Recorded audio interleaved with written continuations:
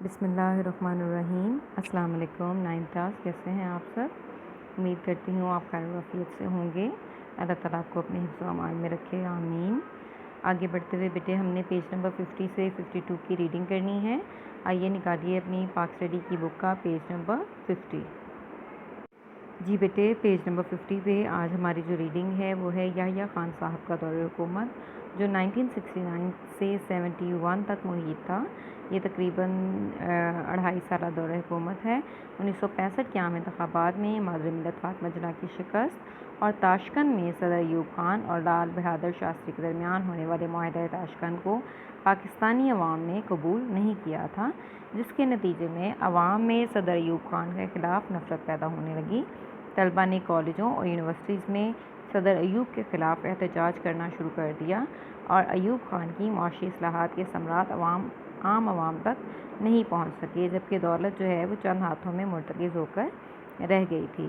اسی دوران صدر ایوب خان کے قریبی ساتھی اور اس وقت کے وزیر خارجہ ذوالفقار علی بھٹو نے معاہدہ تاشقند پر اختلافات کے باعث وزارت خارجہ سے استعفیٰ دے کر ایک نئی جماعت پاکستان پیپلز پارٹی کی بنیاد رکھی، جس میں عوام نے بھرپور شمولیت اختیار کی۔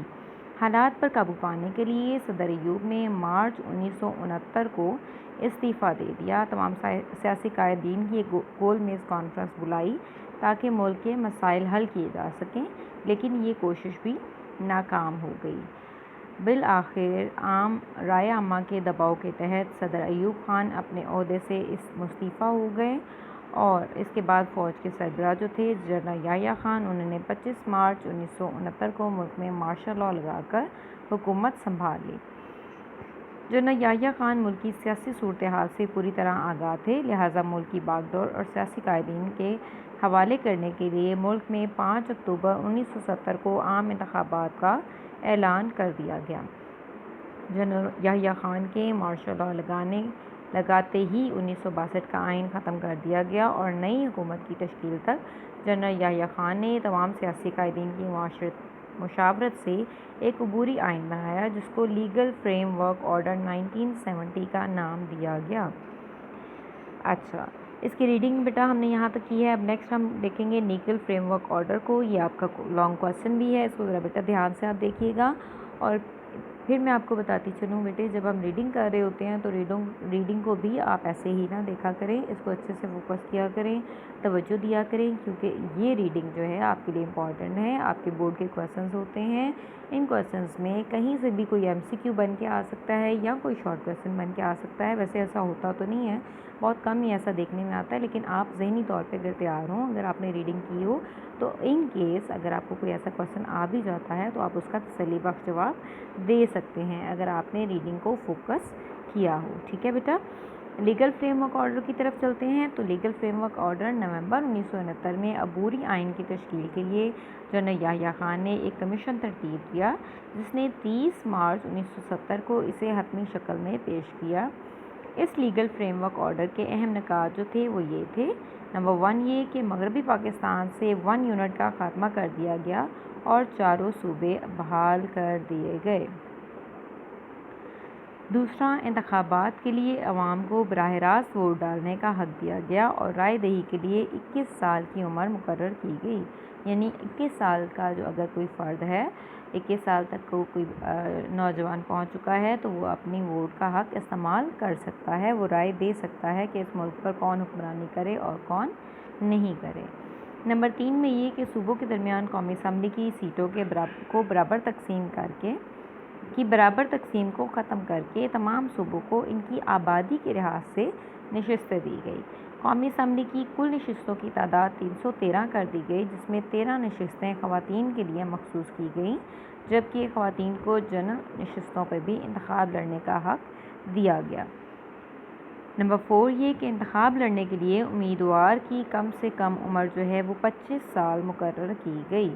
اگر نئی قومی اسمبلی 120 دنوں کے اندر نیا آئین بنانے میں ناکام رہی تو اسمبلی توڑ دی جائے گی، اسمبلی ختم کر دی جائے گی۔ ان تمام نکات کے علاوہ لیگل فریم ورک آرڈر 1970 میں مستقبل کے آئین کے لیے ایک پالیسی بھی تشکیل دے دی گئی تھی، جس کے مطابق ملک کا آئین وفاقی طرز کا ہوگا، ملک کا نام اسلامی جمہوریہ پاکستان ہوگا آئین میں اسلامی نظریات اور جمہوری اقدار کو مد نظر رکھا جائے گا۔ شہری اپنے بنیادی حقوق کا آزادی سے استعمال کر سکیں گے۔ عدلیہ کو انتظامیہ سے آزاد رکھا جائے گا۔ صوبوں کو خود مختاری دی جائے گی۔ صدر کے پاس اختیار ہوگا کہ آئین کو اس وقت تک منظور نہ کرے جب تک اوپر بیان کردہ نکات آئین کا حصہ نہ ہوں۔ صدر کے پاس آئین کی ترمیم کا اختیار ہوگا اور اس کو کسی عدالت میں چیلنج نہیں کیا جا سکے گا۔ ٹھیک ہے، اس کے بعد 1970 کے عام انتخابات ہوئے اور یہ عام انتخابات بالغ رائے دہی کی بنیاد پر پاکستان کی تاریخ کے پہلے انتخابات تھے، لہٰذا عوام میں ان انتخابات کے لیے بھرپور جوش و خروش پایا جاتا تھا۔ ان انتخابات میں تمام سیاسی جماعتوں نے بڑھ چڑھ کر حصہ لیا۔ اہم سیاسی جماعتوں میں عوامی لیگ اور پاکستان پیپلز پارٹی بہت مقبول تھیں۔ پیپلز پارٹی نے روٹی، کپڑا اور مکان کا نعرہ لگایا جو عوام میں بہت ہی مقبول ہوا۔ انتخابی نتائج کے بعد عوامی لیگ اکثریت جماعت کے طور پر سامنے آئی، جس نے قومی اسمبلی کی 300 جنرل نشستوں میں سے 167 نشستیں جیت لیں اور پاکستان پیپلز پارٹی نے 81 نشستیں حاصل کیں۔ باقی تمام جماعتیں قومی اسمبلی کی صرف 37 نشستیں جیتنے میں کامیاب ہو سکیں۔ اس طرح صوبائی اسمبلی کے نتائج بھی مختلف نہیں تھے۔ عوامی لیگ نے مشرقی پاکستان کی 300 جنرل نشستوں میں سے 288 نشستیں جیت لیں۔ پاکستان پیپلز پارٹی نے پنجاب اور سندھ میں اکثریت حاصل کی، جبکہ نیشنل عوامی پارٹی اور جمعیت علماء اسلام کو صوبہ سرحد اور بلوچستان میں اکثریت ملی۔ ان انتخابات کے نتائج نے واضح کر دیا کہ عوامی لیگ مرکز میں حکومت بنائے گی۔ مغربی پاکستان کی سیاسی قیادت اور افسر شاہی کو تشویش لاحق ہوئی، کیونکہ عوامی لیگ جس منشور کی بنیاد پر جیت کر آئی تھی وہ مغربی پاکستان کی سیاسی قیادت کو قابل قبول نہیں تھا، لہٰذا نئی حکومت کو اختیارات کی منتقلی میں تاخیر ہوئی، جس کے نتیجے میں مشرقی پاکستان میں تشویش کی لہر اٹھی۔ جنرل یحییٰ خان نے عوامی لیگ کے سربراہ جنرل شیخ مجیب الرحمان کے ساتھ مذاکرات کیے لیکن کامیاب نہ ہو سکے۔ اس کے بعد مشرقی پاکستان میں خانہ جنگی کی صورتحال پیدا ہو گئی۔ بنگالیوں نے بھارت نواز تنظیم مکتی باہنی کی مدد سے آزاد مملکت کا نعرہ لگایا۔ افواج پاکستان نے بغاوت کو کچلنے کے لیے مداخلت کی۔ اس طرح مشرقی پاکستان میں خون ریز فسادات شروع ہو گئے۔ جی بیٹے، آج کی ہماری ریڈنگ یہیں تک تھی۔ یہاں ہم کویشچن کے آنسر کا نشان لگاتے ہیں، اس کو دیکھتے ہیں کویشچنس کو۔ جی بیٹے، آپ کے کویشچنس میں جو سیکنڈ لاسٹ کویشچن ہے، لیگل فریم ورک آرڈر 1970 کا جائزہ پیش کریں۔ ٹھیک ہے، اس کا نشان لگاتے ہیں۔ جی بیٹا، لیگل فریم ورک آرڈر کا نشان لگا لیجئے۔ اس کا آنسر یہاں ہے پیج نمبر 51 پہ، کویشچن نمبر 9 کا آنسر، اور یہ یہاں تک ہے۔ ٹھیک ہے، اور پھر میں آپ کو بتاتی چلوں کہ یہ جو آپ کے پاس نیچے پیراگراف ہے نا بیٹا، اس کو بھی اگر آپ پوائنٹس کی صورت میں لکھیں گے تو اس کے مارکس جو ہیں وہ زیادہ اچھے آئیں گے اور آپ کے دیکھنے والے پر اچھا امپیکٹ بھی پڑے گا۔ ٹھیک ہے، جیسے یہ وفاقی طرز کا آئین ہوگا، یہاں تک آپ کے ایک لائن بن سکتی ہے، 0.6 بن سکتا ہے۔